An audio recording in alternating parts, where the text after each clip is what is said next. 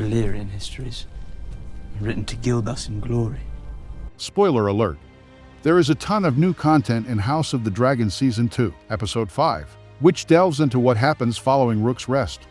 The meeting of the Blacks and Greens in the Little Crownlands Castle, Rook's Rest, in Episode 4. The Red Dragon and the Gold mark the full realization of the Dance of the Dragons. 900 soldiers had died by the end of the brutal battle, and Prince Aemon Targaryen was the last dragon rider still alive or still flying. Both sides had someone to weep for when Rhaenys Targaryen was killed in battle and King Aegon II suffered serious injuries. In Episode 5, the conflicts among the House of the Dragon actors are comparatively distinct. Rhaenyra struggles without Daemon, and now that Rhaenys isn't around, she feels as though she's lost two of her strongest allies. She starts searching elsewhere for possible assistance as a result.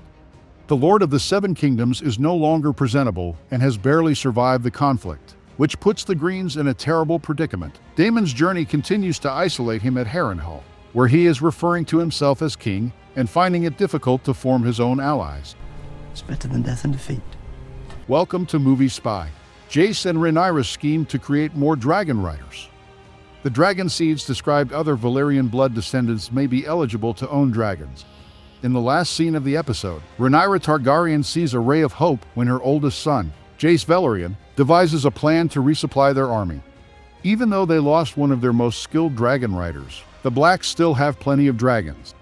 There are riderless dragons on Dragonstone and Driftmark, as the Season 1 finale revealed, and sea smoke has been spotted soaring around aimlessly in Season 2. Though there may not be any more Targaryens, Jace tells his mother that there are still people descended from the Valyrians. There are those of our line who never ruled.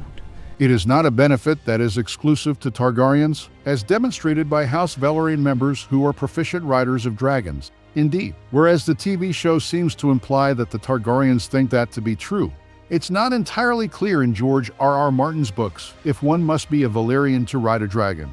Even though Valyria was destroyed by the Doom, many people, including a large number of the new characters in House of the Dragon Season 2, still retain Valyrian ancestry.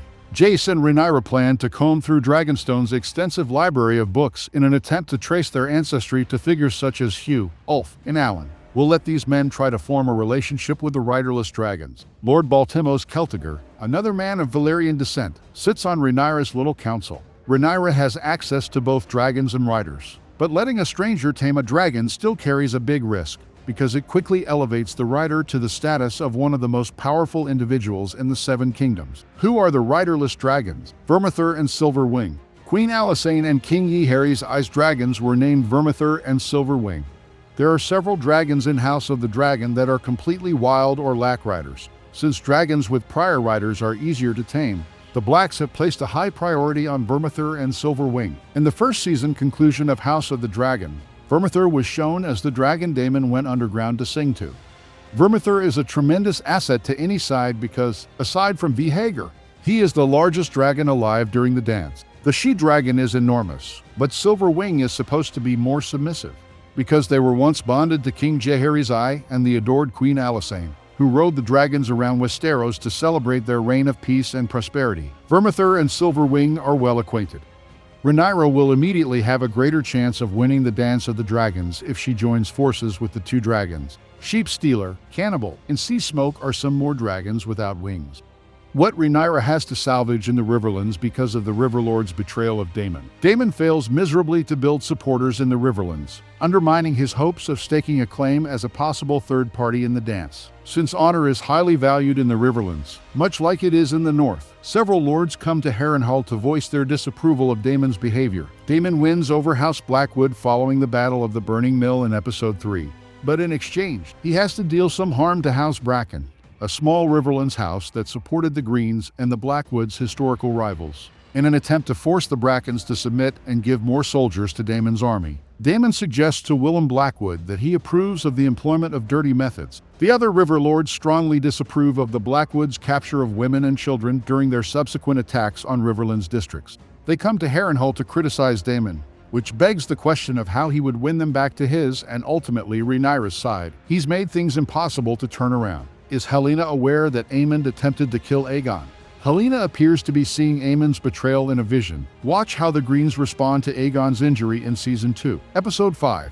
Kristen Cole fills in for Alyson Hightower, who believes Prince Aemon would have been a better leader, as he puzzles out Aemon's involvement in the incident. Helena asks Aemon if it was worth the cost when she discovers him gazing at the Iron Throne at the end of the episode. It is implied that she caught glimpses of the happenings at Rook's Rest during one of her visions or dreams, and that she is aware of the actions taken by Aemon to earn his recent promotion. Does House of the Dragon's Aegon ever get better? Aemon will heal despite being permanently scarred. In Season 2, Episode 5, Aegon Roman II is in pretty bad shape, although he does manage to partially recuperate from his wounds at Rook's Rest. After this, Aemon controls the kingdom in his place for a while, but finally Aegon is able to make his own decisions again. He is, nevertheless, permanently damaged for the rest of his life. There will be enough for Tom Glencarney to do once he recovers from his spectacular performance in Season 2. It's probable that Aegon won't do anything for the remainder of Season 2, but he will come back to the program at some point. Aegon will be among those who flee the city after Rhaenyra captures King's Landing,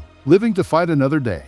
In House of the Dragon, he will likewise wind up being among the final major characters to pass away after a large number of others.